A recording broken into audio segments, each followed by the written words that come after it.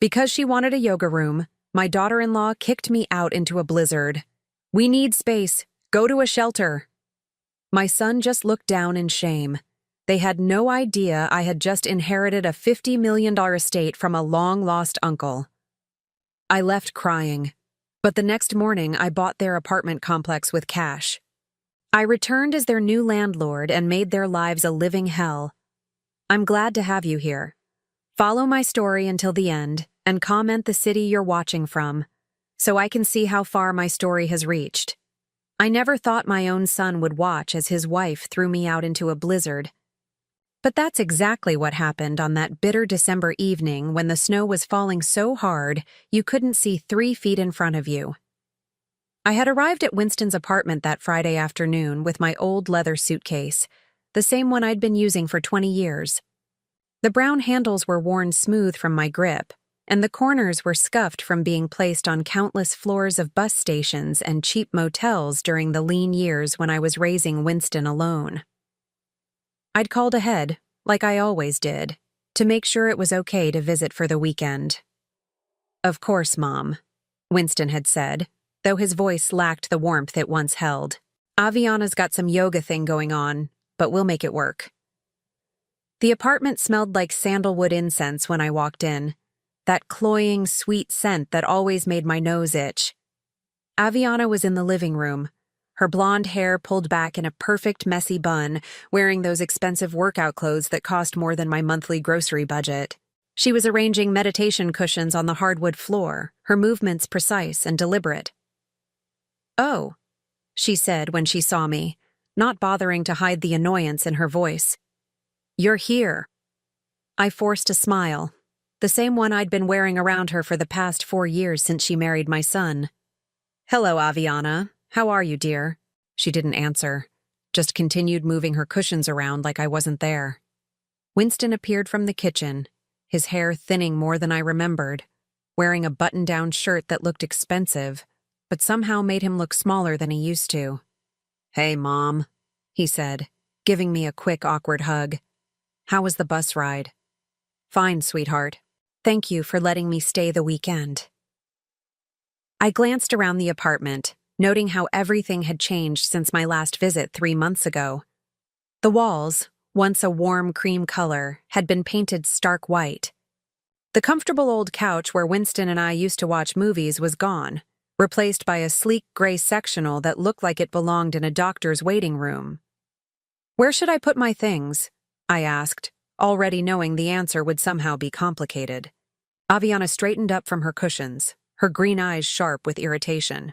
"That's actually something we need to talk about." Winston shifted uncomfortably, his hands shoved deep in his pockets. I could see the muscles in his jaw working, the way they used to when he was a little boy trying not to cry. "The thing is, Mom," Aviana continued, her voice taking on that fake sweet tone she used when she was about to say something cruel, "I've been working really hard on building my yoga practice. I've got clients coming for private sessions, and I need the space to be perfect." I nodded slowly, not understanding where this was going, but feeling the familiar knot forming in my stomach that always appeared when Aviana started talking. "The guest room," she said, gesturing toward the small bedroom where I always stayed. "It has the best natural light in the apartment. I really need it for my yoga studio." The words hung in the air between us like smoke. I looked at Winston, waiting for him to say something, anything, to defend me or offer an alternative. But he just stood there, staring at his expensive leather shoes, saying nothing. "I see," I said quietly. "Well, perhaps I could sleep on the couch? I don't mind, really." Aviana let out a short laugh. "Oh, that won't work either. I have early morning sessions starting at 6 a.m. I can't have someone sleeping in the living room." Outside, the wind was picking up, rattling the windows. I could hear the weather reporter on their muted television talking about the approaching storm, his hands gesturing at a map covered in angry red and white swirls. "Maybe there's a hotel nearby," I suggested, though I knew my monthly budget of $840 from Social Security wouldn't easily cover an unexpected hotel stay in this expensive neighborhood. "Actually," Aviana said, her voice brightening with false enthusiasm. There's a really nice shelter downtown. I read an article about it in the newspaper. They serve hot meals and everything. The words hit me like a physical blow. I felt my face flush with embarrassment and anger. A shelter? It's supposed to be quite clean, she continued, as if she were recommending a restaurant. And they have beds, real beds, not just cots. I turned to Winston, my heart breaking as I watched my only child, the boy I'd raised alone after his father died, the child I'd worked double shifts to put through college, stand there and say absolutely nothing. Winston? I whispered, my voice barely audible over the wind outside. He finally looked up, his brown eyes, my eyes, filled with something that might have been shame. But instead of speaking up for me, instead of telling his wife that throwing his 64-year-old mother out into a blizzard was unthinkable, he just shrugged. Maybe it would be better, Mom, he said, his voice so quiet I almost didn't hear him. Just for tonight. Until we can figure something else out. I felt something die inside my chest at that moment. Not break, die. This wasn't my son anymore. This wasn't the little boy who used to crawl into my bed during thunderstorms, or the teenager who promised he'd always take care of me when he grew up. This was a stranger wearing Winston's face, parroting words his wife had put in his mouth. I see, I said again, my voice surprisingly steady. I picked up my old suitcase, the weight of it familiar and somehow comforting in this moment of complete bewilderment. Aviana was already moving toward the door, eager to get me out before the storm got worse and made her look even more heartless than she already did. The shelter's on 5th Street, she called over her shoulder. You can't miss it. As I walked toward the door, I caught a glimpse of mail scattered on the kitchen counter. Bills, I noticed, several of them marked with red lettering. For just a moment, I saw Aviana glance nervously at the pile, before quickly shuffling them out of sight. Mom, Winston called as I reached for the doorknob. I turned back, hope fluttering in my chest that he might have found his spine, that he might finally stand up to his wife and tell her this was wrong. Instead, he handed me a $20 bill. For a cab, he said, not meeting my eyes. I stared at the crumpled bill in his palm, remembering all the times I'd given him my last $20 when he was in college, all the meals I'd skipped so he could eat, all the nights I'd worked cleaning offices while he slept safely in his bed. Keep it, I said quietly, and walked out into the storm. The cold hit me like a wall. The snow was falling so heavily that I could barely see the streetlights, and the wind was driving the flakes horizontal, stinging my face and seeping through my old wool coat. I pulled my knitted hat down over my ears and started walking, not sure where I was going, but knowing I couldn't stand on their doorstep. My thin boots, bought from a discount store 2 years ago, were not made for this weather. Within minutes, I could feel the cold wetness seeping through to my socks. Each step was treacherous on the icy sidewalk, and I had to stop every few yards to wipe the snow from my glasses. I thought about the shelter Aviana had mentioned so casually, as if suggesting I spend the night with homeless strangers was perfectly reasonable. The shame burned in my chest, mixing with the cold to create a pain I'd never felt before. How had I raised a son who could watch his wife treat me this way? After walking for what felt like hours, but was probably only 15 minutes, I found myself standing in front of a 24-hour diner. The neon sign buzzed and flickered, casting pink light on the snow-covered sidewalk. Through the steamed-up windows, I could see a few customers hunched over coffee cups, refugees from the storm like me. I pushed through the glass door, grateful for the blast of warm air that greeted me. The waitress, a woman about my age with graying hair pulled back in a practical ponytail, looked up from wiping down tables. "Rough night to be out," she said, her voice kind. "Yes," I managed, my voice cracking slightly. "It certainly is." I slid into a booth near the window and ordered coffee and pie, partly because I was hungry, but mostly because I needed somewhere warm to sit and think. The coffee was bitter and strong, And the apple pie was clearly from a package, but it was warm and sweet and reminded me of better times. As I sat there, watching the snow pile up on the window ledge, my phone buzzed in my purse. For one foolish moment, I thought it might be Winston calling to apologize, to tell me to come back, that he'd made a terrible mistake. Instead, it was a number I didn't recognize. The warmth of the diner felt like a mockery now, artificial and temporary. Outside, the storm was getting worse, and I was 64 years old with nowhere to go, and a son who had chosen his wife's yoga studio over his own mother's basic human dignity. I answered the phone with trembling fingers, not knowing that this call would change everything. The coffee in my hands had grown cold while I stared out at the storm, my mind drifting back to a different winter night, 23 years ago. Winston was 14 then, and we were living in a tiny 2-bedroom apartment above Murphy's Bakery on the south side of town. The heat had been turned off because I was 3 weeks behind on the gas bill, and we were huddled together on the couch under every blanket we owned, watching our breath form clouds in the frigid air. "Mom, are you cold?" Winston had asked, his voice muffled by the scarf I'd wrapped around his neck. "No, baby," I'd lied, pulling him closer. "I'm fine as long as you're warm." That night, I'd waited until he fell asleep, then slipped out into the snow wearing my waitress uniform and walked 6 blocks to Murphy's, where I worked the overnight shift cleaning the bakery equipment. My hands were so numb I could barely hold the scrub brush, but I earned $35 that night, enough to get the heat turned back on the next day. Winston never knew about those overnight shifts. He never knew about the nights I cleaned office buildings downtown while he slept, or the mornings I came home exhausted and made him breakfast with a smile on my face like I'd had a full night's rest. He never knew that I sold my wedding ring, the only thing of value I had left from his father, to buy him a computer for school when he was 16. All he knew was that somehow, we always managed. Somehow, there was always food on the table and heat in the apartment and money for his school supplies. Somehow, his mother always found a way. I used to be proud of that. I used to think I was teaching him something valuable about resilience and determination. I never imagined I was teaching him to take my sacrifices for granted. The diner bell chimed as another customer pushed through the door, bringing a swirl of snow with them. I watched them stamp their feet and shake off their coat, grateful for shelter from the storm.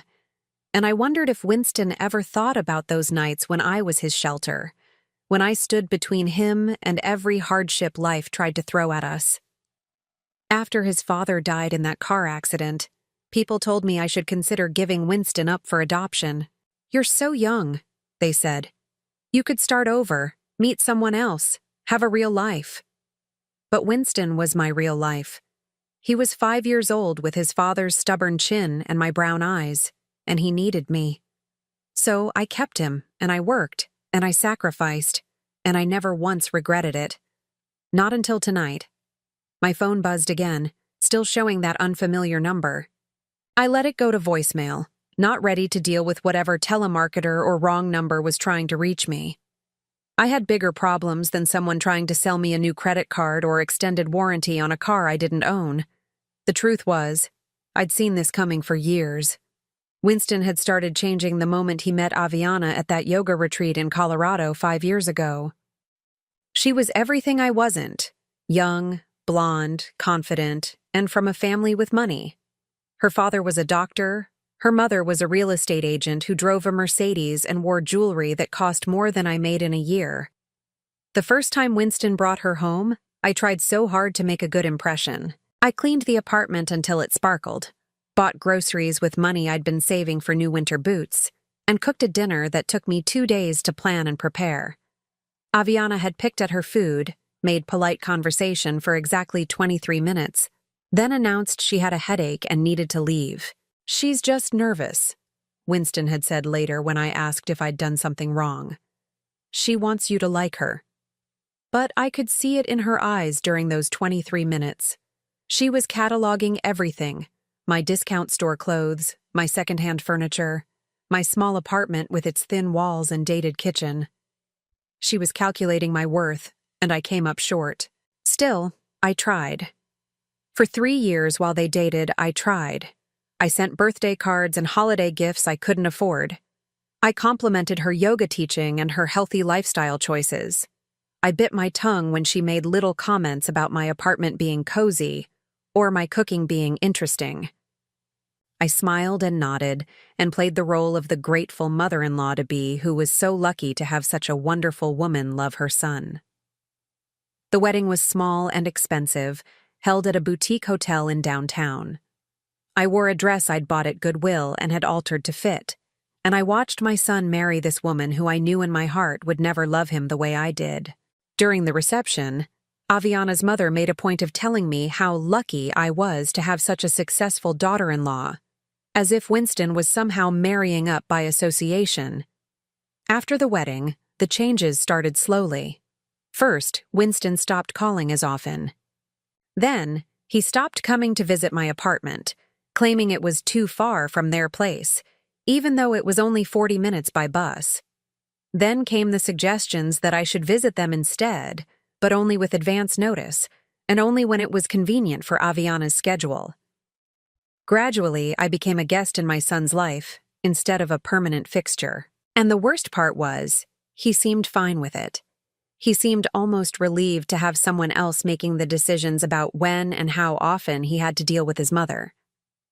The last time I'd felt truly welcome in Winston's presence was 2 years ago, during a family barbecue at Aviana's parents' house. Their backyard was beautiful, professionally landscaped with a stone patio and an outdoor kitchen that probably cost more than I'd ever made in a single year. I was sitting at the far end of the table, trying to make conversation with Aviana's aunt, when I overheard Winston talking to Aviana's father. "The thing about my mom," Winston was saying, "is that she never really had any ambition, you know. She was content just working those little jobs and raising me. She never wanted more for herself." I'd felt something twist in my chest hearing those words. Never wanted more? I'd wanted everything: college, a career, travel, love, a second chance at happiness. I'd wanted 1,000 things I never got because I was too busy wanting things for him instead. But sitting in this diner now, with snow piling up outside and nowhere to go, I finally understood something I'd been too blind to see for years. Winston didn't remember my sacrifices as love. He remembered them as my job. In his mind, I wasn't a woman who had given up everything for him. I was simply a mother who had done what mothers do. And now that he had a wife to take care of him, my services were no longer required. My phone buzzed a third time, and this time I decided to answer it. Maybe it was someone calling about a job, or a neighbor who'd seen the news about the storm and was checking on elderly residents. At this point, any human contact felt better than sitting alone with my bitter thoughts. "Hello?" I said, my voice hoarse from fighting back tears. "Is this Rosalind Mitchell?" The voice was male, professional, unfamiliar. "Yes, this is Rosalind." "Ms. Mitchell, this is Marcus Webb from Webb, Harrison and Associates. I'm an estate attorney and I've been trying to reach you regarding your Uncle Harold." I frowned, struggling to place the name. "Harold?" "Harold Mitchell, your father's brother. I understand you might not have had much contact with him in recent years." Uncle Harold. I had a vague memory of him from when I was very young. A tall, thin man who lived alone in a big house outside the city and rarely came to family gatherings. My father had mentioned him occasionally over the years, usually to complain that Harold was getting stranger as he aged and had more money than sense. "I'm afraid I have some sad news," Mr. Webb continued. "Your uncle passed away 3 weeks ago. But I also have some rather significant news. You've been named as the sole beneficiary of his estate." I nearly dropped the phone. "I'm sorry. What?" "I know this must come as a surprise. Mr. Mitchell left very specific instructions about locating you and ensuring you received your inheritance. The estate is quite substantial." The diner seemed to tilt around me. I gripped the edge of the table with my free hand, trying to process what I was hearing. "How substantial?" I whispered. $50 million, Ms. Mitchell." The words didn't make sense. They seemed to float in the air between me and the phone like something from a dream. $50 million. The number was so large it felt abstract, like something you'd hear on the news about lottery winners or tech billionaires, not something that could possibly apply to a woman sitting alone in a diner during a snowstorm with $23 in her purse. I don't understand, I managed. We barely knew each other. According to the letter he left, he'd been following your life from a distance for years. He knew about your husband's death, about raising your son alone, about your struggles. He was very specific about wanting his money to go to someone in the family who had shown real character. Character? I almost laughed at the irony. An hour ago, I'd been thrown out into a blizzard by my own child. How was that for character? Ms. Mitchell, are you still there? Yes, I'm here. We'll need to meet as soon as possible to begin the transfer process. There are quite a few legal documents to sign, and given the size of the estate, there are some tax implications to discuss. Would Monday morning work for you? Monday morning, 3 days from now. 3 days to go from being a woman with nowhere to sleep tonight to being a millionaire. The absurdity of it was overwhelming. Yes, I heard myself say. Monday morning would be fine. After he gave me the address of his office and we hung up, I sat staring at my phone in complete shock. Around me, the diner continued its normal nighttime rhythm. The waitress refilling coffee cups, the cook flipping burgers, the other customers bent over their newspapers and late dinners. None of them had any idea that the woman in the corner booth had just become one of the wealthiest people in the city. $50 million. The number kept repeating in my mind, but it felt surreal, like something that was happening to someone else. I thought about Winston and Aviana, warm and comfortable in their apartment that they could barely afford, arranging meditation cushions and planning yoga sessions while I sat here in the storm they'd thrown me into. They had no idea what they'd just done. They had no idea that the mother they'd discarded like an old piece of furniture, the woman they'd sent to a homeless shelter because she was inconvenient, was now richer than they could ever dream of being. For the first time in hours, I smiled.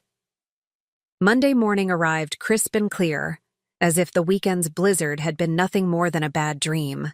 But the bruises on my heart were still tender as I sat in the leather chair across from Marcus Webb's mahogany desk, staring at documents that would change my life forever.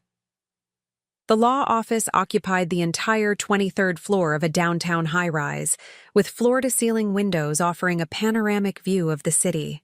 Everything in the room spoke of old money and established power. The Persian rugs, the oil paintings of stern-faced judges, the crystal decanters filled with amber liquid that probably cost more than my monthly rent. Marcus Webb was a distinguished man in his 60s, with silver hair and the kind of quiet confidence that comes from handling other people's fortunes for decades.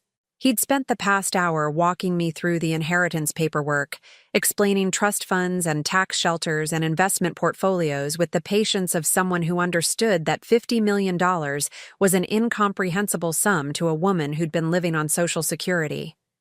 "The house alone is worth $12 million, he was saying, sliding another photograph across the desk.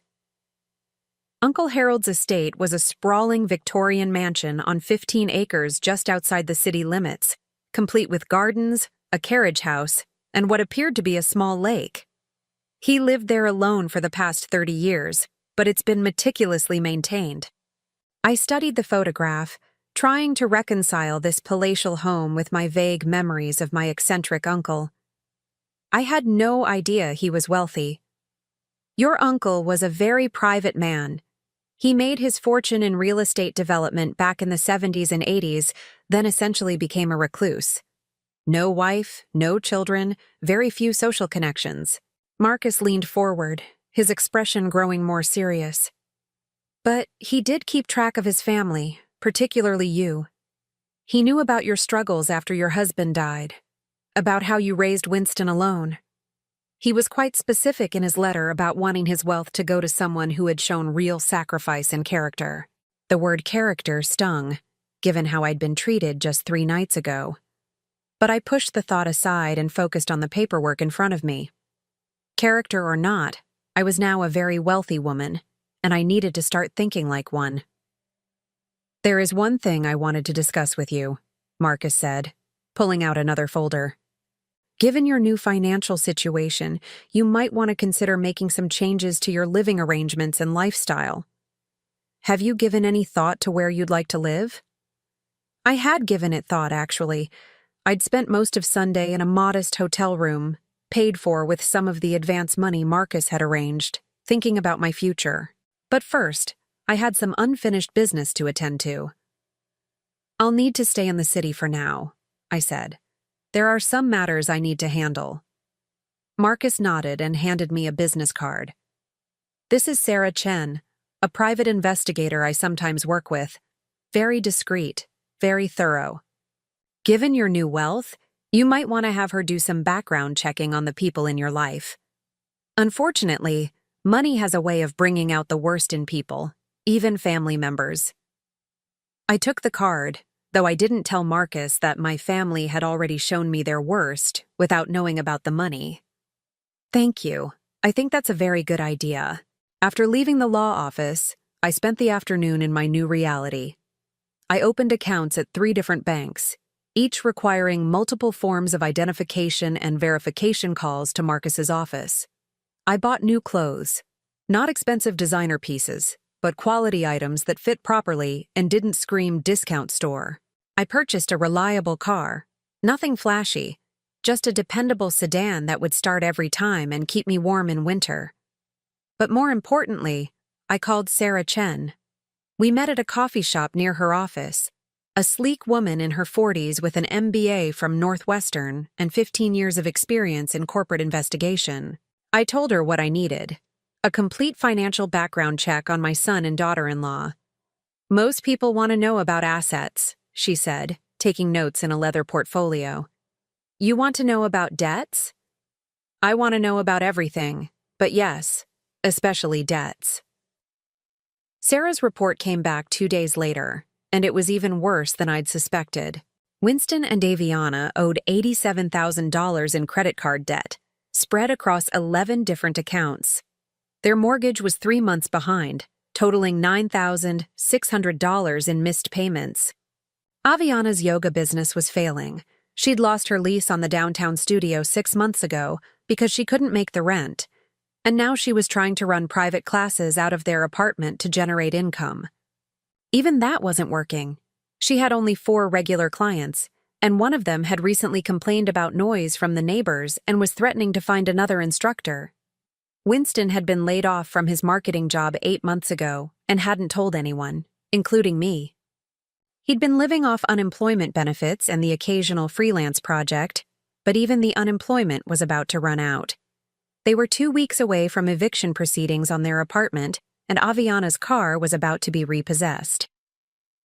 As I read through Sarah's report, sitting in the living room of my new hotel suite, I felt a complicated mix of emotions.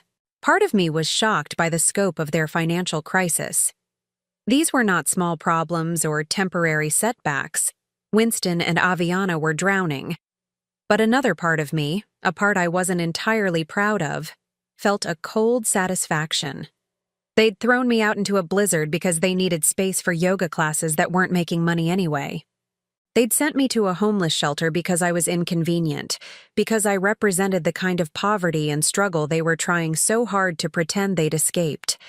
They had no idea how close they were to losing everything. I spent that evening walking through the neighborhood where Winston and Aviana lived, studying the area with new eyes. It was a gentrified district full of converted warehouses and trendy restaurants, the kind of place where young professionals went to feel sophisticated and urban. The apartments were expensive, but not particularly well built, and the whole area had that slightly desperate feeling of people trying very hard to appear successful. Their building was a converted textile factory, red brick with large windows and a modern glass entrance that was supposed to look industrial chic. According to Sarah's report, the building had 24 units and had been struggling financially since the developers had overestimated the rental market. Half the units were currently empty, and the management company was behind on maintenance and building improvements. I stood across the street, looking up at what I now knew was Winston and Aviana's 4th-floor apartment. I could see lights on in their windows, Probably Aviana practicing her yoga routines, or Winston sending out more job applications that would likely go unanswered. They were up there right now, probably arguing about money, blaming each other for their problems, never imagining that the solution to all their troubles was standing on the sidewalk below, the solution they'd rejected and humiliated just 1 week ago. The next morning, I called Marcus Webb. "I want to buy a building," I told him. "Certainly. What kind of property interests you? Residential, commercial, investment property?" "The Riverside Lofts on 4th Street. I want you to find out who owns it and make an offer." There was a pause on the other end of the line. "Any particular reason for that building?" "I believe it has potential." It took Marcus 3 days to track down the ownership structure and negotiate a deal. The building was owned by a small real estate investment group that had been trying to unload it for months. They were so eager to sell that they accepted my offer of $12 million without even trying to negotiate. By Friday afternoon, I was the new owner of the building where my son lived. Winston and Aviana had no idea, of course. The sale was handled through a shell company that Marcus had set up, and the management would remain the same for now. As far as my tenants knew, nothing had changed, but everything had changed. I spent that weekend in my hotel suite planning. I had Sarah pull the rental agreements and lease terms for all the units in the building. I studied the maintenance records and building expenses. I reviewed local rental rates and building codes. I was no longer just a heartbroken mother who'd been cruelly rejected. I was a businesswoman with $50 million and a very specific problem to solve. The problem was that my son and his wife had forgotten how to treat people with basic human decency.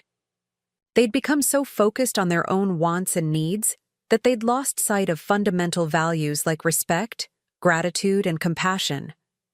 They needed to be reminded of these values, and since they'd shown no inclination to learn them on their own, I was going to provide some educational opportunities. On Monday morning, I met with the building's management company. I told them I wanted to implement some improvements to increase the property value and rental income. I authorized a complete renovation of the building's common areas, starting with the lobby and mailroom. I approved new security measures, including cameras and a more sophisticated entry system. I signed off on landscaping improvements and exterior cleaning. All of these changes were perfectly reasonable for a new owner who wanted to improve their investment. The fact that they would also give me detailed information about the comings and goings of my tenants was simply a convenient side effect. I also approved some policy changes. The management company would now be much more strict about lease enforcement. Late rent payments would result in immediate notices. Noise complaints would be taken seriously and documented. Violations of building rules, like using common areas for unauthorized business purposes, would result in warnings and potential fines. These policies would apply to all tenants equally, of course. I wasn't targeting anyone specifically. I was simply ensuring that my building was run professionally, and that all residents followed the same rules. The fact that these rules might be particularly challenging for tenants who were already struggling financially, or who were trying to run yoga businesses out of apartments that were zoned for residential use only, was simply a matter of coincidence. By the end of that first week as a property owner, I had learned several interesting things. Winston left the building every morning at 8:30, dressed in a suit as if he were going to work, but according to the doorman, he usually returned by noon with coffee and a newspaper. Aviana had clients coming to the apartment for yoga sessions, which was technically a violation of both the lease agreement and the building's residential zoning. They'd had 3 noise complaints from neighbors in the past month, and their rent was now 12 days overdue. I sat in my hotel suite that Friday evening, reading through the management reports, and felt a deep sense of satisfaction. Not revenge. I told myself it wasn't revenge. This was simply education. Winston and Aviana needed to learn some important lessons about consequences, about how their actions affected other people, about what happened when you treated others with cruelty and disrespect. I was simply providing them with a learning environment. My phone rang, interrupting my thoughts. The caller ID showed Winston's number. I stared at the phone for several rings, then let it go to voicemail. A few minutes later, I played the message back. "Mom?" His voice sounded strained, worried. I wanted to check on you. Make sure you were okay after that storm last week. I know things got a little heated, and Aviana feels bad about how everything went down. Maybe we could get together for coffee or something. Talk things through?" I deleted the message without calling back. The education had begun. 3 weeks had passed since I'd become the anonymous owner of the Riverside Lofts, and the changes were already beginning to show. What Winston and Aviana didn't know was that their new landlord was watching every move they made, documenting every rule violation, and slowly tightening the screws on their comfortable little world. I'd established a routine of visiting the building twice a week, always in my new car with tinted windows, always at different times of day. I told myself I was simply monitoring my investment, ensuring the management company was doing their job properly. But the truth was more complicated than that. I was studying Winston and Aviana the way a scientist studies lab rats, observing their behavior as their environment became increasingly hostile. The first major change had been the rent increase. As the new owner, I was within my rights to raise rents to market rate when leases came up for renewal. Winston and Aviana's lease was month to month, which meant I could implement changes with 30 days' notice. Their rent went from $3,200 to $4,800 per month, effective immediately. The notice had been delivered by registered mail on a Tuesday morning. I knew because I'd been parked across the street, watching through binoculars as Aviana signed for the envelope. Even from a distance, I could see her face change as she read the contents. She'd stood in the lobby for several minutes, reading the notice over and over as if the words might somehow change. That afternoon, she'd stormed into the management office, demanding to speak with someone in authority. I'd received a detailed report from the property manager within hours. "The tenant in 4B is very upset about the rent increase," Cheryl Martinez had told me over the phone. Cheryl was a professional property manager in her 50s who'd been handling difficult tenants for decades. She claims they can't afford the new rate and wants to negotiate. "What's the current market rate for similar units in the neighborhood?" I'd asked, though I already knew the answer. $4,800 is actually below market. Similar units are going for $5,000 to $5,500.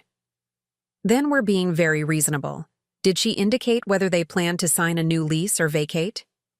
She asked for 2 weeks to consider their options. I'd given them the 2 weeks, of course. I was nothing if not fair. During those 2 weeks, I'd watched them scramble. Winston had started leaving the building earlier each morning, staying out longer each day, presumably looking for work with increased desperation. Aviana had increased her yoga sessions, trying to pack more clients into their apartment, despite the noise complaints from neighbors. Which brought up the second issue I'd been addressing as their new landlord, the unauthorized business operation. Residential units in the Riverside Lofts were zoned for living, not for commercial activities. Running yoga classes out of an apartment violated both the lease agreement and city zoning laws. As a responsible property owner, I'd felt obligated to address this situation. The first warning notice had been delivered on a Thursday, the same day I'd observed Aviana leading a session with 6 students in their living room. The notice was polite but firm, reminding tenants that commercial activities were prohibited in residential units and that violations could result in lease termination. Aviana had ignored the warning. 3 days later, she'd held another session, this time with 8 participants.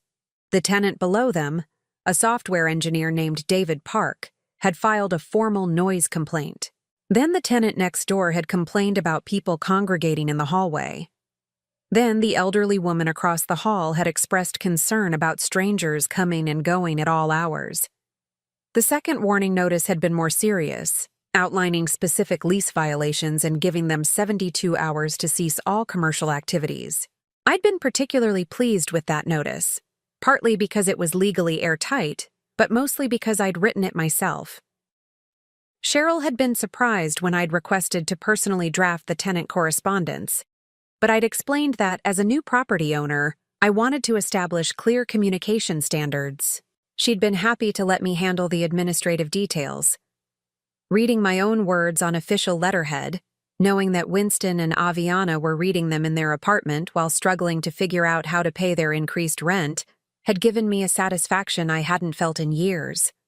The third change I'd implemented was enhanced security monitoring. As a responsible landlord, I'd installed cameras in all common areas: the lobby, hallways, mailroom, and entrance. The cameras were primarily for security purposes, but they also happened to provide detailed records of tenant activities. For instance, I now knew that Winston was lying about having a job.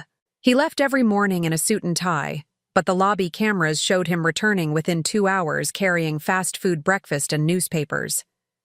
He spent his days in the apartment, probably sending out resumes and scrolling through job listings while pretending to Aviana that he was employed.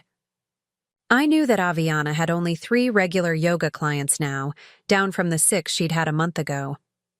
2 clients had stopped coming after receiving noise complaints from other tenants. One had switched to a different instructor after Aviana had to cancel several sessions due to building maintenance issues. Maintenance issues I'd specifically scheduled during her usual class times. I knew they'd been fighting. The cameras couldn't pick up audio, but body language spoke volumes. I'd watched them argue in the lobby after receiving the rent increase notice.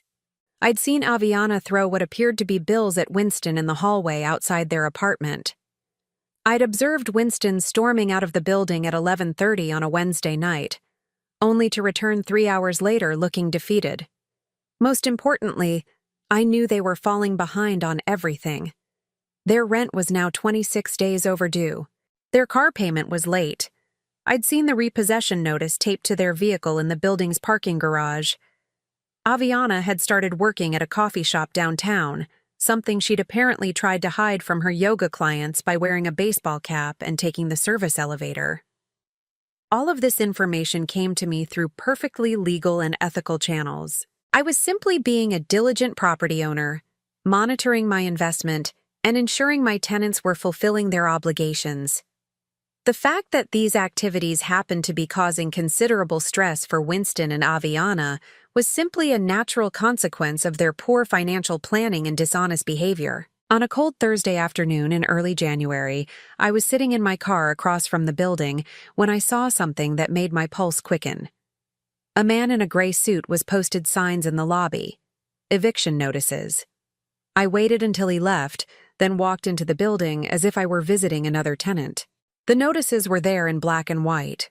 Winston and Aviana had 72 hours to pay their outstanding rent of $9,600 or vacate the premises. $9,600, exactly 2 months' rent at the new rate. I felt a complex mix of emotions as I read their names on the eviction notice. Part of me felt guilty for orchestrating their downfall so methodically, but a larger part of me felt vindicated. This was justice, not revenge. This was what happened when people treated others with cruelty and disrespect. This was what happened when you threw your mother out into a blizzard because she was inconvenient. That evening, my phone rang again. Winston's number. This time, I answered. "Mom?" His voice was shaky, desperate. "Thank God you picked up. I've been trying to reach you for weeks." "Hello, Winston." My voice was calm, neutral. "Listen, I need to talk to you. Something terrible has happened. Aviana and we're in real trouble." "What kind of trouble?" "Financial trouble. Big financial trouble. We're about to lose our apartment, and I don't know what to do." I let the silence stretch between us, waiting to see what he would say next. "The thing is," he continued, his words coming out in a rush, "our rent got raised, and Aviana's business hit some snags, and I've been having trouble finding work." More silence from me. I wanted to hear how he would ask for help. I wanted to know if he would acknowledge what he'd done to me, or if he would simply expect me to rescue him without any recognition of how he'd treated me. "I was wondering," he said finally, "if maybe you could loan us some money, just temporarily, just until I find a new job and we get back on our feet." "How much money, Winston?" "Well, we need about $10,000 to cover the back rent and late fees, maybe another $5,000 for other bills. But we'd pay you back, I promise, as soon as things turn around. $15,000. He was asking me for $15,000 just 3 months after his wife had thrown me out into a storm and suggested I stay at a homeless shelter. That's a lot of money, Winston. I know, and I wouldn't ask if we weren't desperate. But Mom, they're going to evict us. We have nowhere else to go. The irony was almost too perfect. 3 months ago, I'd had nowhere to go, and he'd watched his wife send me out into a blizzard. Now he was the one with nowhere to go, calling the mother he'd abandoned to rescue him. Have you tried asking Aviana's parents? I asked. They cut us off. They said we were being financially irresponsible and they weren't going to enable us anymore.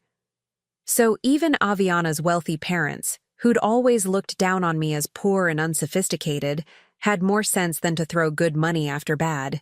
They'd recognized that Winston and Aviana's problems weren't temporary setbacks, but the result of fundamental character flaws.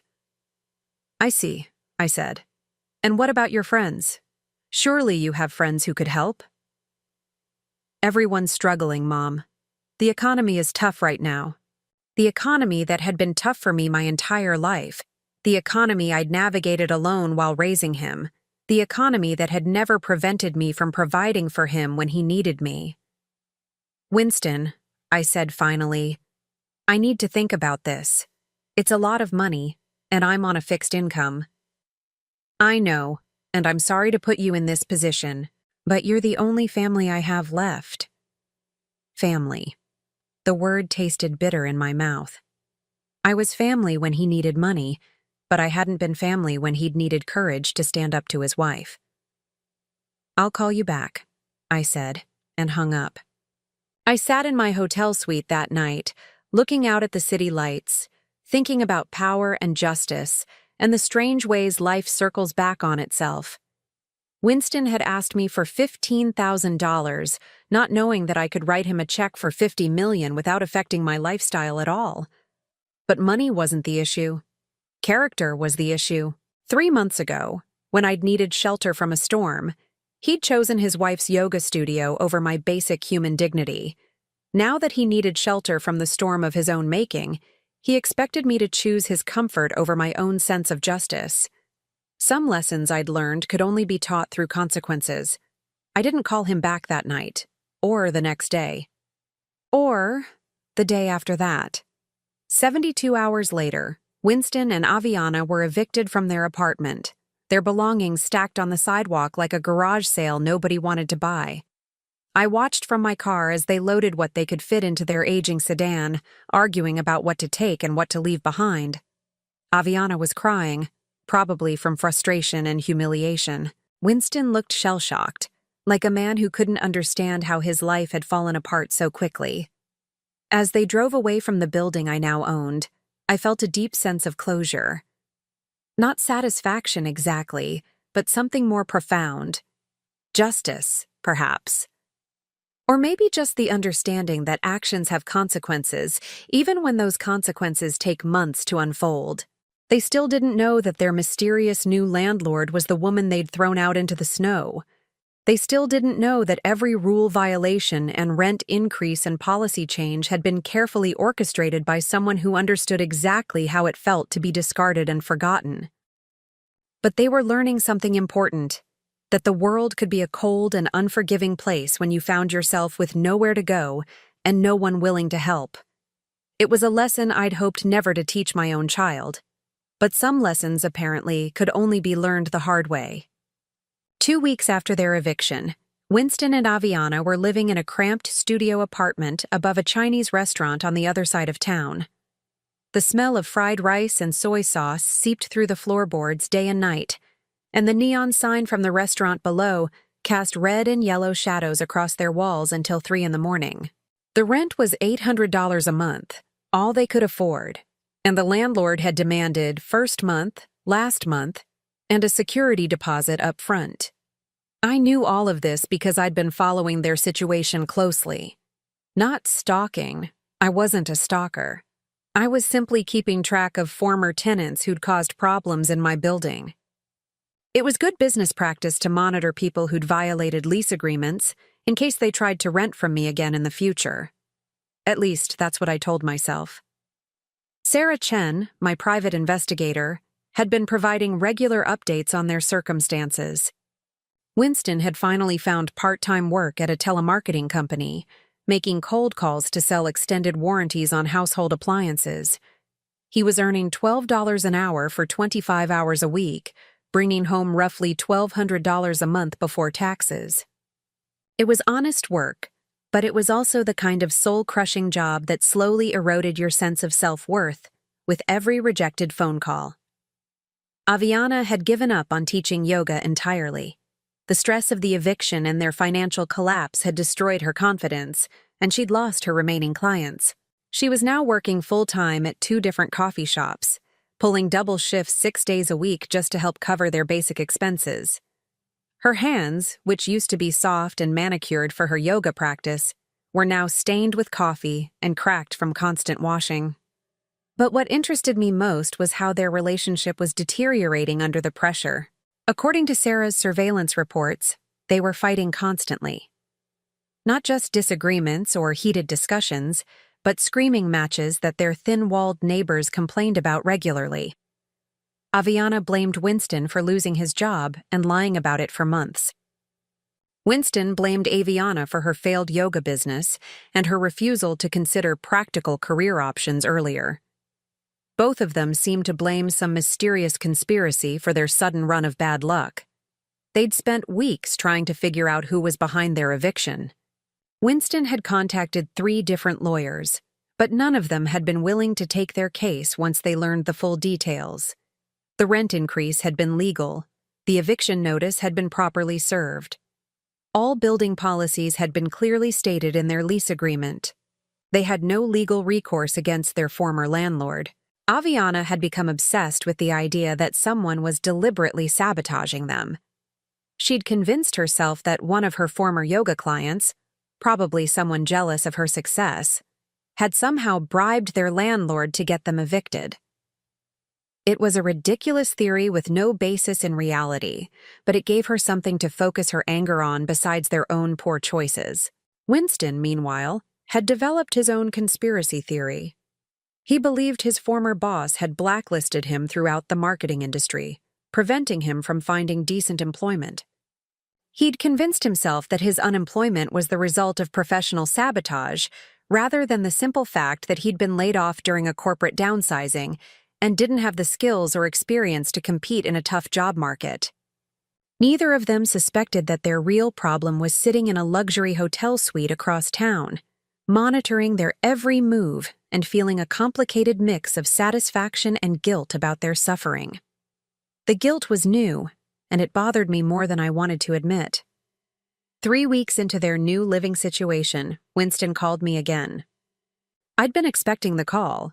Sarah had reported that they were already behind on rent at their new place, and their credit cards were maxed out. They were approaching complete financial collapse, and I was still the only person in their lives who might be able to help them. "Mom," he said when I answered, his voice hollow with exhaustion. "I know you're probably busy, but I really need to talk to you." "About what, Winston?" "About everything. About what happened that night with the storm. About how Aviana and I have been struggling. About how I've been a terrible son." The last part caught me off guard. In all his previous calls, Winston had focused on their financial problems without acknowledging the deeper issues between us. This was the first time he'd admitted that our relationship was damaged. "Go on," I said, settling back in my hotel room chair. "I keep thinking about that night," he continued, his voice cracking slightly, "about how we made you leave during the storm. About how scared you must have been, walking around in the snow with nowhere to go." I closed my eyes, remembering the bite of the wind, the feeling of snow soaking through my inadequate boots, the humiliation of being discarded like garbage by my own child. "It was a difficult night," I said quietly. "I should have stood up to Aviana. I should have told her that throwing you out was wrong, that you were welcome in our home no matter what she wanted to do with that stupid room." His voice was getting stronger, more emotional. I was a coward, and I'm sorry. I'm so sorry, Mom. For a moment, I felt my resolve waver. This was what I'd wanted to hear for months. Acknowledgement, apology, recognition that he'd failed me as a son. The pain in his voice sounded genuine, and part of me wanted to forgive him immediately, to wire him the money he needed and rebuild our relationship. But then I remembered sitting in that diner, watching the snow pile up outside, feeling more alone than I'd ever felt in my life. I remembered the casual cruelty in Aviana's voice when she'd suggested I stay at a homeless shelter. I remembered Winston's silence, his refusal to defend me even when his wife was treating me like a burden to be discarded. An apology was a good start, but it wasn't enough. Not yet. I appreciate you saying that, Winston. It means something to hear you acknowledge what happened. I want to make it up to you, he said quickly. I know things have been bad between us, and I know that's my fault. But maybe we could start over. Maybe you could come visit us in our new place, and we could talk through everything. Visit them in their studio apartment above a Chinese restaurant, where they were struggling to pay $800 a month in rent. Where Aviana was working herself to exhaustion at coffee shops, and Winston was making cold calls for $12 an hour. Where they were fighting constantly and blaming invisible conspiracies for their problems, instead of taking responsibility for their choices. I don't think that's a good idea right now, I said. Please, Mom. I know we don't deserve it, but we really need help.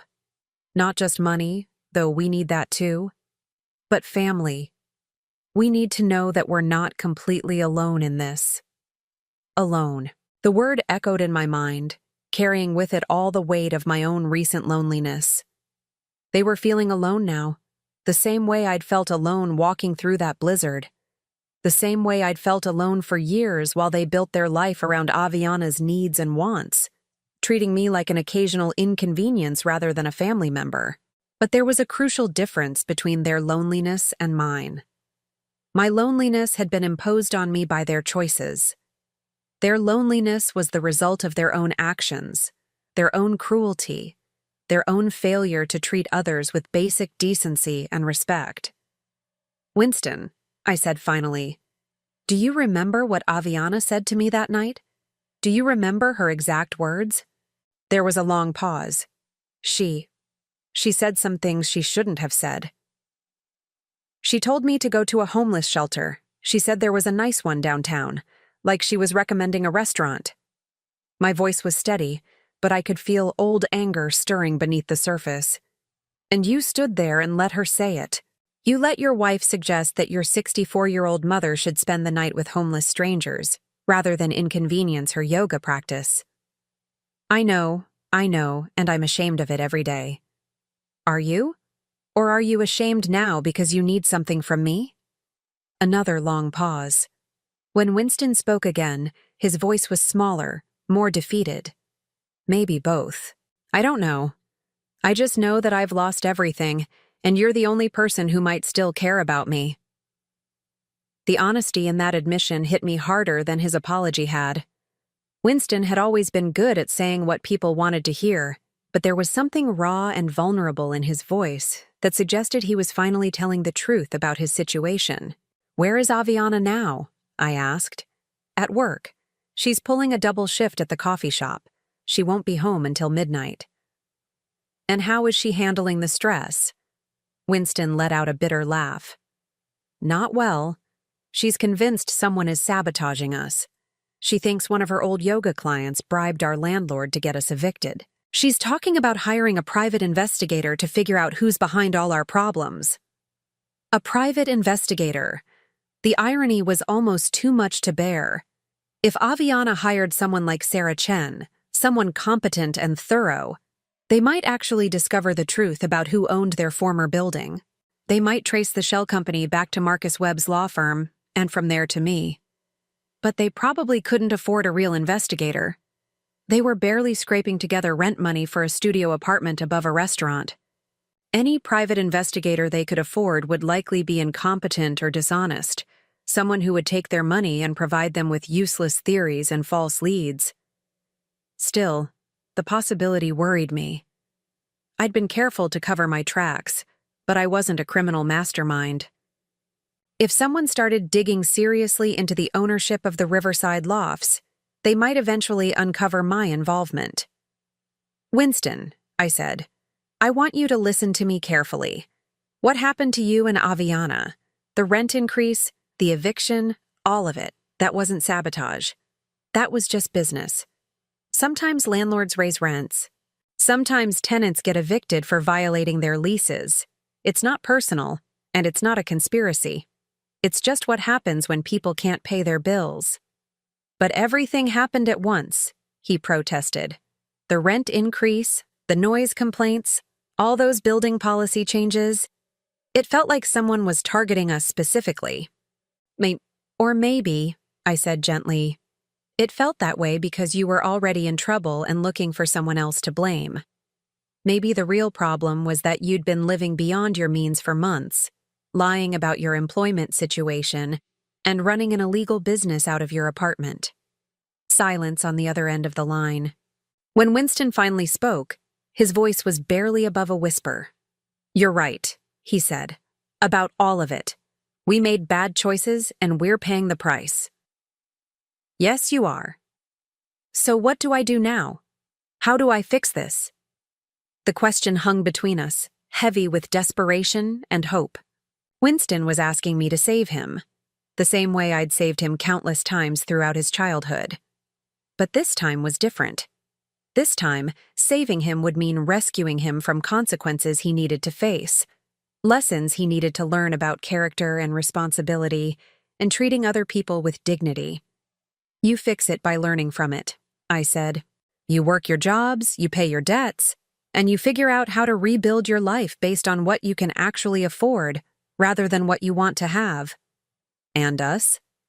Is there any chance of fixing things between us?" I looked out the window of my hotel room, watching the city lights twinkle in the darkness. Somewhere out there, Winston was sitting in a cramped studio apartment, probably surrounded by unpaid bills and the smell of fried rice, wondering if he'd destroyed his relationship with his mother permanently. "That depends on you," I said. "On whether you've really learned something from all this, or whether you'll go back to your old ways as soon as things get easier." "I have learned something," he said quickly. "I've learned that family is the most important thing, that treating people badly has consequences, that I need to be a better man." Pretty words, but words were easy. Change was hard. "We'll see," I said, and hung up. The next morning, I received a call from Marcus Webb. "I thought you should know," he said. "Someone has been asking questions about the ownership of the Riverside lofts. Apparently, a young woman came to the city planning office yesterday, trying to find out who bought the building and when." My pulse quickened. "What kind of questions?" "Basic stuff. Purchase date, price, ownership records. All public information, but it suggests someone is starting to investigate the sale." Aviana. She was actually following through on her conspiracy theory, trying to track down the mysterious new landlord who had destroyed her life. And if she kept digging, if she traced the ownership back through the shell company to Marcus's firm and eventually to me, the whole carefully constructed plan could come crashing down. "What do you recommend?" I asked. "Nothing dramatic. The legal structures we put in place should hold up under casual scrutiny. But if someone hires a real private investigator, someone with experience in corporate law, they might be able to piece things together." I spent the rest of the day thinking about exposure, about what would happen if Winston and Aviana discovered the truth. Would Winston understand that justice had been served? Would he see the poetic appropriateness of learning about homelessness from the woman he'd sent out into a blizzard? Or would he simply see it as confirmation that the world was out to get him, that his mother was just another person trying to destroy his happiness? Either way, I realized, the time for hiding was coming to an end. Soon, one way or another, Winston would learn the truth about what had happened to his life. And then we would discover whether he'd really learned anything at all. The meeting I'd been both dreading and anticipating finally came 6 weeks later, On a gray March afternoon, when the last of winter's snow was melting into dirty slush on the sidewalks, Marcus Webb had called that morning to inform me that Aviana had indeed hired a private investigator. Not a competent one, thankfully, but someone persistent enough to eventually trace the Riverside Loft's ownership back to my shell company. "She knows," Marcus had said simply. "Maybe not everything, but enough to cause problems. You should probably consider how you want to handle this." I'd known this moment would come eventually. Part of me had even wanted it to come. Living with a secret this large was exhausting, and there was something appealing about the idea of finally confronting Winston and Aviana with the truth about what they'd done and what it had cost them. The call came that afternoon. Winston's number, but when I answered, it was Aviana's voice I heard. "We know it was you," she said without preamble, her voice tight with anger and something that might have been fear. I took a slow breath, settling back in my hotel room chair. After months of watching and planning and orchestrating their downfall from the shadows, it felt strange to be speaking directly to the woman who'd thrown me out into a blizzard. "Hello, Aviana," I said calmly. "What exactly do you think you know?" "Don't play games with us. We know you bought the building.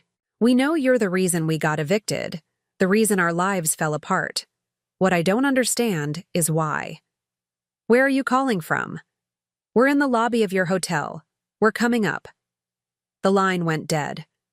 I stood up and walked to the window, looking down at the street below. Sure enough, I could see Winston's battered sedan parked in front of the hotel entrance, snow melting off its dirty windshield. Within 10 minutes, there was a knock at my door. When I opened it, Winston and Aviana stood in the hallway like a pair of refugees from their own life. Winston looked thinner than he had 6 months ago, his face gaunt and his clothes hanging loose on his frame. Aviana looked worse. Her blonde hair was stringy and unwashed. Her expensive yoga clothes had been replaced by cheap jeans and a coffee shop uniform shirt. And her eyes had the hollow, desperate look of someone who'd been pushed past their breaking point.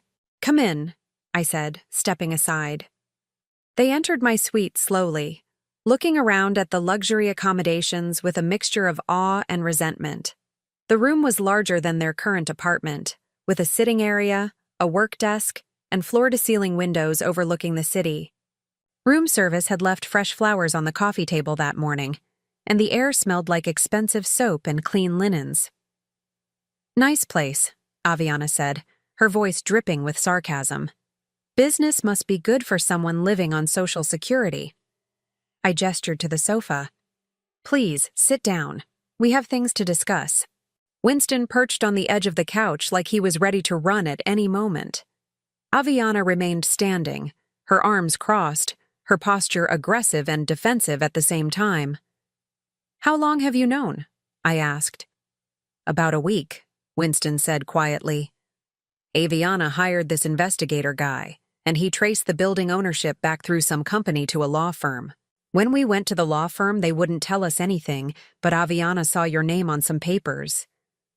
"I saw more than that," Aviana interjected, her voice rising. "I saw financial records showing you paid $12 million for that building. $12 million. Where the hell did you get $12 million? I walked to the window, looking out at the city where I'd lived my entire life, where I'd struggled and sacrificed and raised my son alone, where I'd been discarded like garbage by the very people now demanding explanations from me. "I inherited it," I said simply, "from my Uncle Harold." "Uncle Harold?" Winston's voice was confused.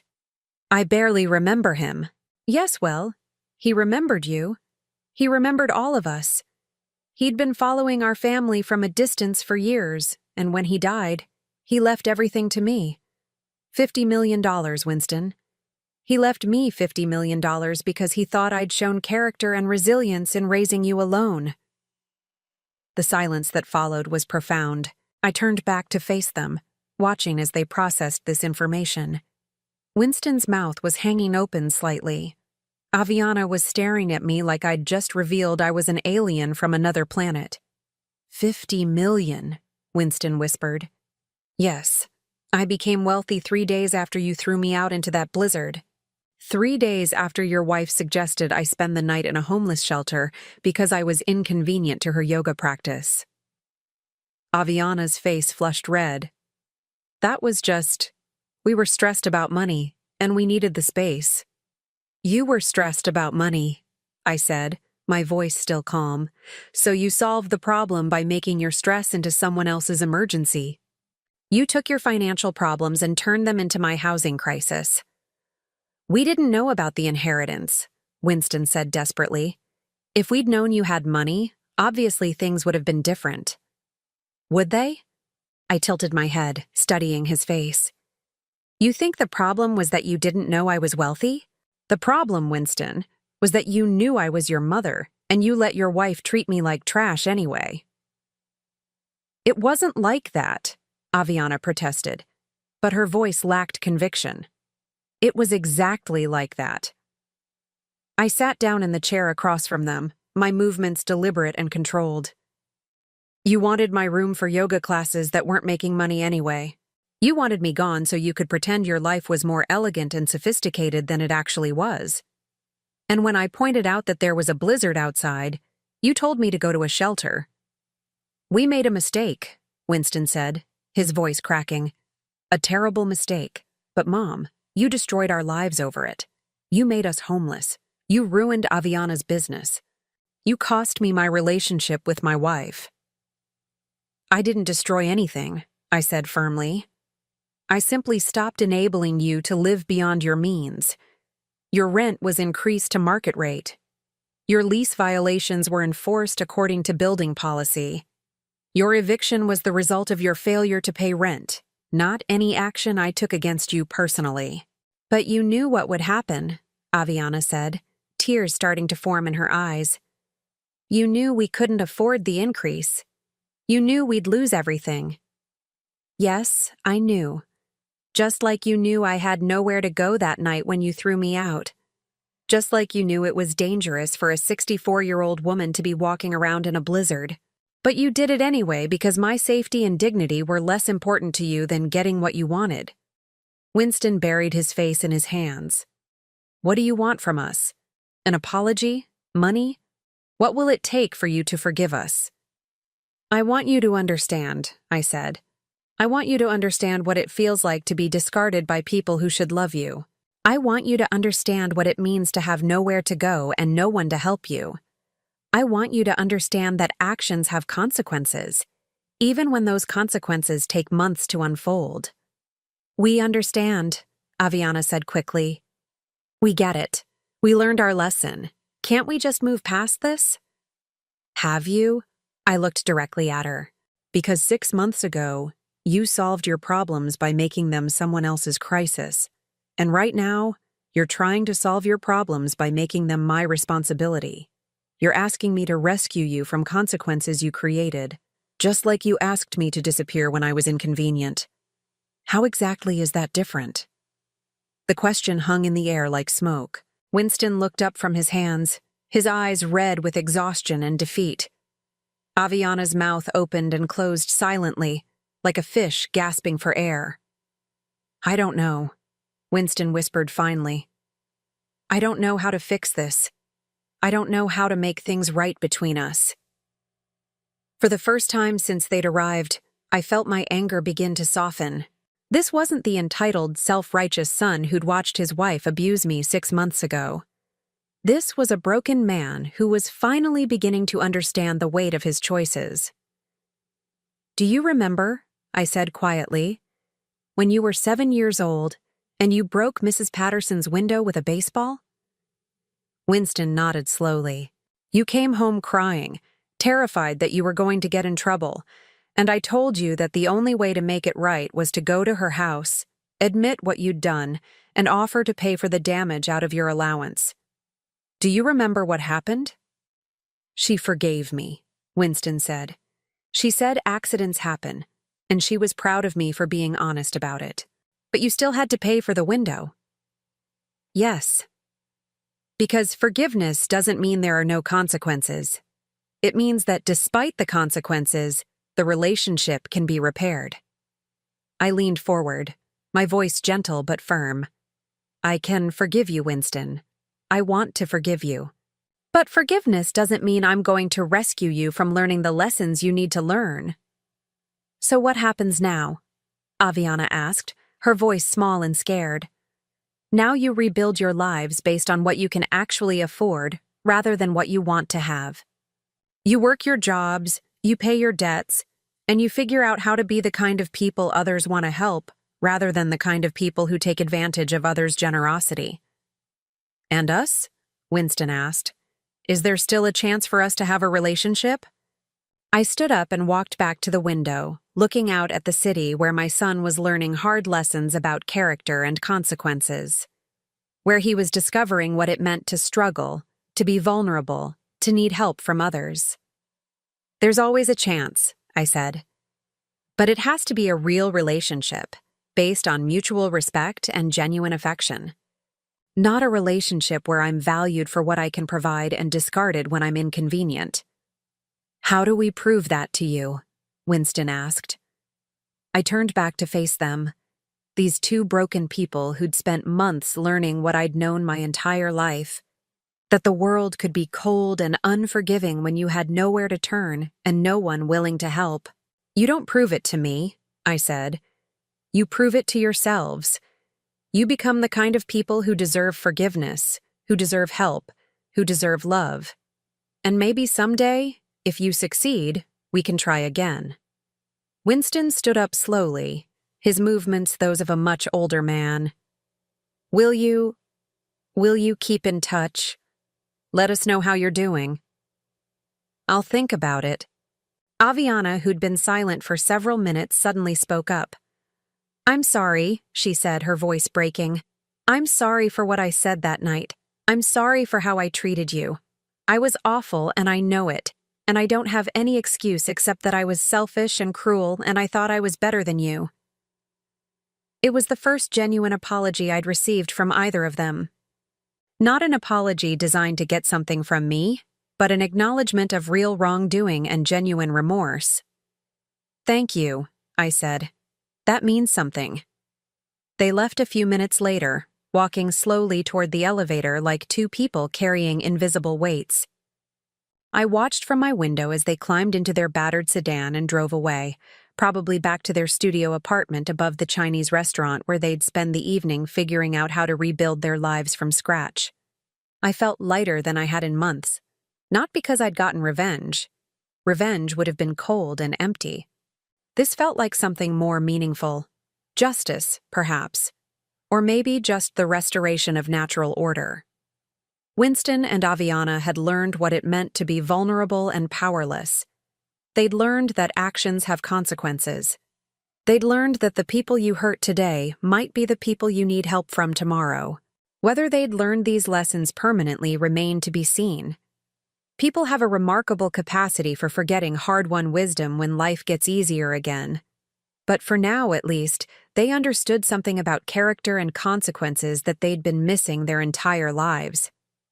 The next morning, I called Marcus Webb and instructed him to begin the process of transferring ownership of the Riverside Lofts to a property management company. I was done playing landlord. I was done orchestrating other people's consequences. It was time to focus on my own life, my own future, my own happiness. 2 weeks later, I moved into Uncle Harold's mansion on the lake. It was too big for one person, but it was beautiful and peaceful, with gardens that needed tending and rooms that needed living in. I hired a housekeeper named Maria who taught me to cook authentic Mexican food. I bought a dog, a golden retriever named Charlie, who'd been abandoned at the animal shelter and needed a second chance. I learned to paint watercolors and took piano lessons and joined a book club with women my age who'd lived full, complicated lives and had interesting stories to share. I traveled to places I'd only read about, Italy, Greece, Scotland, and discovered that the world was full of beauty and kindness when you had the resources to access it safely. 6 months later, I received a letter from Winston. He and Aviana had separated, not bitterly, but quietly, both of them acknowledging that their relationship had been built on shallow foundations that couldn't survive real hardship. Winston was still working at the telemarketing company, but he'd been promoted to supervisor and was taking business classes at night. Aviana had moved back in with her parents and was training to become a physical therapist, a more stable career that would let her help people without requiring them to pay for private yoga sessions. "I think about that night often," Winston wrote. "Not just because of what we did to you, but because of who I was that night. I was a coward and a follower, someone who let others make his moral decisions for him. I'm trying to become someone better, someone you could be proud of. I don't know if I'll succeed, but I'm trying." I wrote back, a short note telling him I was proud of him for trying, that character was built through choices made in difficult times, and that I loved him regardless of his mistakes. I didn't offer him money or invite him to visit, but I left the door open for a future relationship built on mutual respect rather than financial dependence. A year later, we had lunch together at a small cafe near his apartment. He looked healthier, more confident, like a man who'd found his footing in the world. We talked about his work, his classes, his hopes for the future. We talked about my travels and my painting and Charlie the golden retriever. We didn't talk about the inheritance or the eviction or that night in the blizzard. We didn't need to. Those events had served their purpose, teaching lessons that needed to be learned and creating space for something new to grow. Sometimes the most loving thing you can do for someone is refuse to rescue them from the consequences of their choices. Sometimes the greatest gift you can give someone is the opportunity to discover their own strength.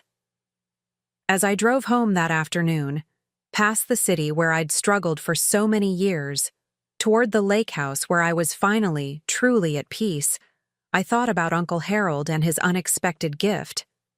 He'd given me more than money. He'd given me the power to choose my own story, to decide how my life would end rather than simply enduring whatever others chose to give me. And in the end, I'd chosen forgiveness over bitterness, wisdom over revenge, and hope over despair. I'd chosen to use my inheritance not just to punish those who'd wronged me, but to teach them and myself about the kind of people we could choose to become. It had taken 64 years, but I'd finally learned that the most powerful inheritance isn't money or property. It's the understanding that you always have the power to choose who you want to be, how you want to treat others, and what kind of legacy you want to leave behind. And that knowledge, I realized, was worth more than $50 million. Now I'm curious about you who listened to my story. What would you do if you were in my place? Have you ever been through something similar? Comment below, and meanwhile, I'm leaving on the final screen 2 other stories that are channel favorites, and they will definitely surprise you. Thank you for watching until here.